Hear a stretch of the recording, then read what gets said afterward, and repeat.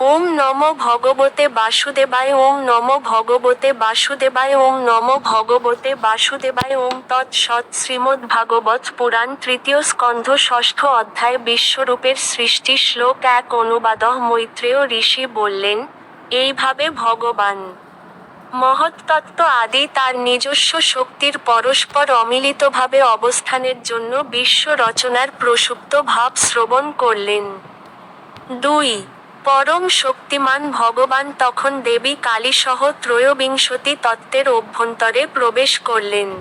এই কালী তার বহিরঙ্গা প্রকৃতি, যিনি বিভিন্ন উপাদানগুলিকে সংশ্লিষ্ট করেন। 3. তারপর পরমেশ্বর ভগবান যখন তার শক্তির দ্বারা ওই সমস্ত তত্ত্বে প্রবেশ করলেন, তখন সমস্ত জীব বিভিন্ন কার্যকলাপে প্রবৃত্ত হল, ঠিক যেমন মানুষ ঘুম থেকে উঠে কর্মে প্রবৃত্ত হয়। 4. যখন ত্রয়োবিংশতি তত্ত্বসমূহ ভগবানের ইচ্ছাশক্তির দ্বারা সক্রিয় হয়েছিল, তখন ভগবানের বিশ্বরূপ সৃষ্টি হয়েছিল। 5. ভগবান যখন তার অংশের দ্বারা বিশ্ব সৃষ্টির উপাদানে প্রবেশ করলেন, তখন সেইগুলি বিরাটরূপে পরিণত হল, যাতে সমস্ত লোকসমূহ এবং চরাচর জগৎ অবস্থান করে। 6. হিরণ্ময় নামক বিরাট পুরুষ 1000 দিব্য বৎসর ব্রহ্মাণ্ডের জলে বাস করেছিলেন, এবং সমস্ত জীবেরাও তার সঙ্গে শায়িত ছিল। 7. মহত্তত্ত্বের সমগ্র শক্তি, বিরাট রূপে স্বয়ং নিজেকে জীবের জ্ঞানশক্তি, ক্রিয়াশক্তি এবং আত্মশক্তিতে বিভক্ত করে, পুনরায় সেগুলিকে যথাযথভাবে 1, 10 এবং 3 প্রকারে বিভক্ত করলেন। 8. বিরাট পুরুষ পরমাত্মার প্রথম অবতার এবং অংশ। তিনি অসংখ্য জীবাত্মার আত্মা, এবং তার মধ্যে সমগ্র সৃষ্টি বিরাজ করে, যা এইভাবে সংবর্ধিত হয়। 9. 3, 10 এবং 1-এর দ্বারা বিরাট পুরুষের প্রতিনিধিত্ব হয়, অর্থাৎ তিনিই শরীর, মন ও ইন্দ্রিয়।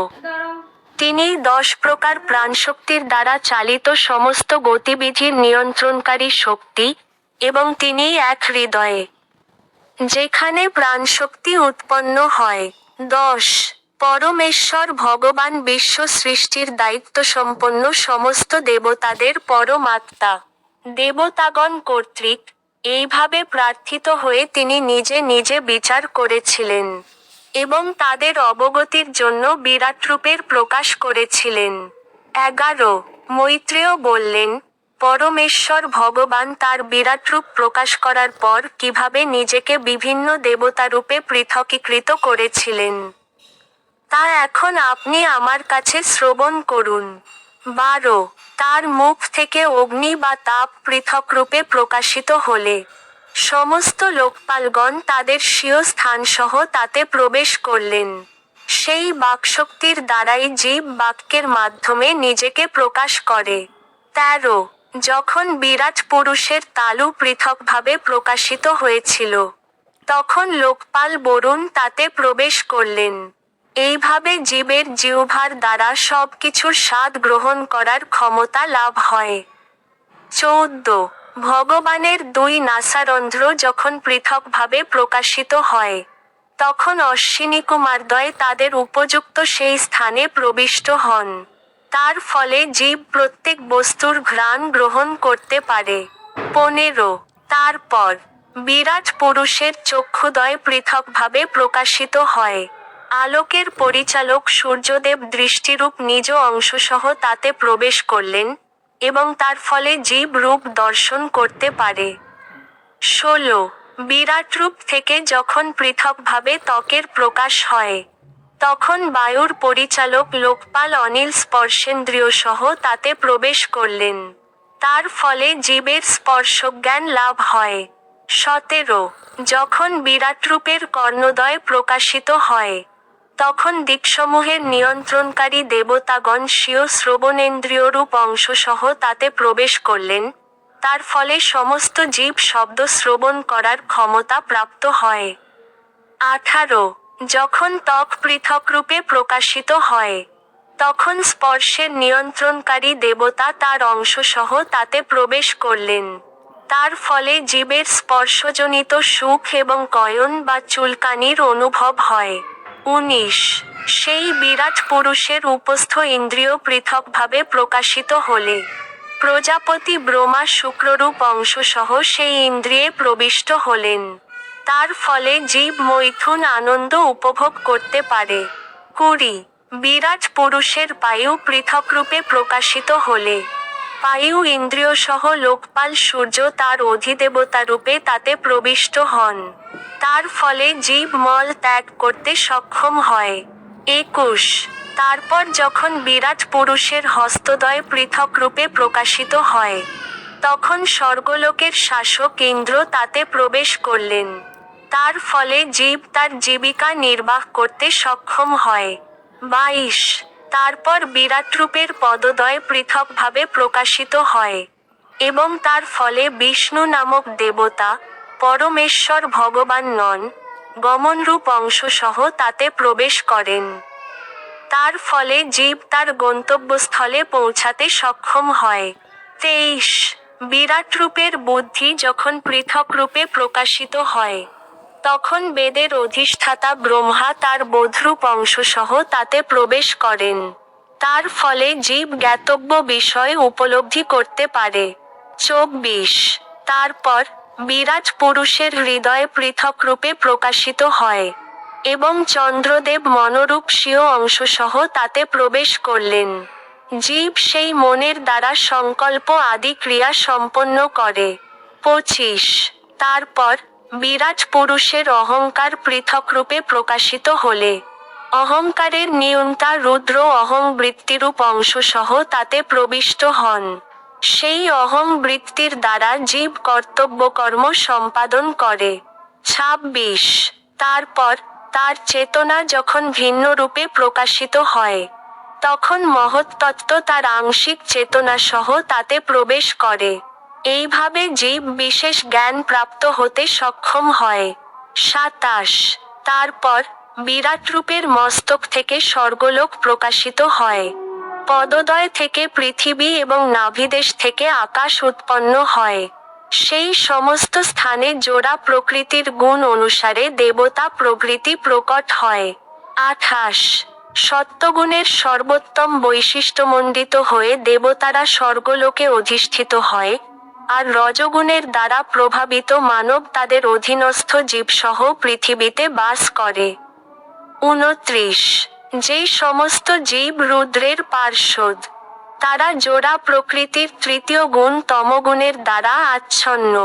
তারা পৃথিবী এবং স্বর্গলোকের মধ্যবর্তী অন্তরিক্ষে অবস্থিত।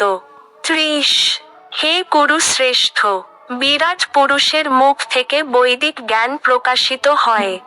যারা এই বৈদিক জ্ঞানের প্রতি উন্মুখ, তাদের বলা হয় ব্রাহ্মণ, এবং তারা সমাজের অন্যান্য বর্ণের প্রকৃত শিক্ষক ও পারমার্থিক পথপ্রদর্শক। 31 তারপর সেই বিরাট পুরুষের বাহুযুগল থেকে পালন করার বৃত্তি, এবং সেই বৃত্তির অনুসরণকারী ক্ষত্রিয় উৎপন্ন হয়। ক্ষত্রিয়দের ধর্ম হচ্ছে চোর এবং দুষ্কৃতকারীদের উপদ্রব থেকে সমাজকে রক্ষা করা। 32 সমস্ত মানুষের জীবিকা, অর্থাৎ শস্য উৎপাদন এবং প্রজাদের মধ্যে তার বিতরণ করার বৃত্তি ভগবানের বিরাট রূপের উরুদয় থেকে উদ্ভূত হয়েছে। এই কার্য সম্পাদন করার ভার গ্রহণ করেন যে সমস্ত ব্যবসায়ী মানুষ, তাদের বলা হয় বৈশ্য। 33 তারপর পরমেশ্বর ভগবানের পদদ্বয় থেকে ধর্ম অনুষ্ঠানের সিদ্ধির জন্য পরিচর্যার বৃত্তি উৎপন্ন হয়। সেই বিরাট পুরুষের পদদ্বয়ে শূদ্রেরা অবস্থিত, যারা সেবা বৃত্তির দ্বারা ভগবানকে সন্তুষ্ট করে। 34 এই সমস্ত বিভিন্ন প্রকার শোষ বৃত্তিসহ সামাজিক বিভাগ পরমেশ্বর ভগবান থেকে উৎপন্ন হয়েছে। তাই পারমার্থিক উপলব্ধি এবং মুক্ত জীবন লাভের জন্য গুরুদেবের নির্দেশ অনুসারে স্বীয় বৃত্তি আচরণের দ্বারা পরমেশ্বর ভগবানের আরাধনা করা কর্তব্য।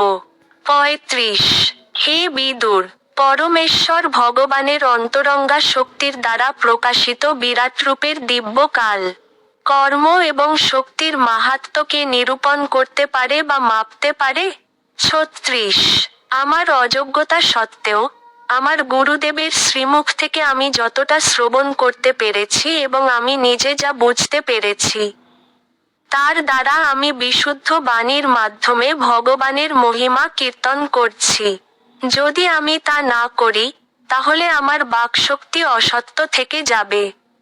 37 পুণ্যশ্লোক ভগবানের কার্যকলাপ এবং গুণাবলী কীর্তন করাই মানবজীবনের সর্বোচ্চ সিদ্ধি। ভগবানের এই সমস্ত কার্যকলাপ মহান ঋষিগণ এমনই সুন্দরভাবে লিপিবদ্ধ করেছেন যে, কেবল তার সমীপবর্তী হওয়ার ফলেই শ্রবণেন্দ্রিয়ের প্রকৃত উদ্দেশ্য সাধিত হয়। 38 হে বৎস, আদি কবি ব্রহ্মা 1,000 দিব্য বৎসর ধ্যান করার পর কেবল এইটুকুই জানতে পেরেছিলেন যে, পরমাত্মার মহিমা অচিন্ত। 39 পরমেশ্বর ভগবানের আশ্চর্যজনক শক্তি ইন্দ্রজাল সৃষ্টিকারী মায়াবাদীদের পর্যন্ত সম্মোহিত করে। ভগবানের এই শক্তি স্বয়ংসম্পূর্ণ ভগবানেরও অজ্ঞাত। অতএব অপর ব্যক্তির আর কি কথা। 40 বাণী, মন এবং অহংকার তাদের নিয়ন্ত্রণকারী দেবতাগণ সহ ভগবানকে জানতে অসমর্থ হয়েছে। তাই আমাদের প্রকৃতিস্থ হয়ে তার প্রতি শুধু আমাদের সশ্রদ্ধ প্রণতি নিবেদন করতে হবে। ইতি শ্রীমদ্ভাগবতের 3য় স্কন্ধের বিশ্বরূপের সৃষ্টি নামক 6ষ্ঠ অধ্যায় সমাপ্ত। সম্পাদনায় ঋষিকেশ নাথ।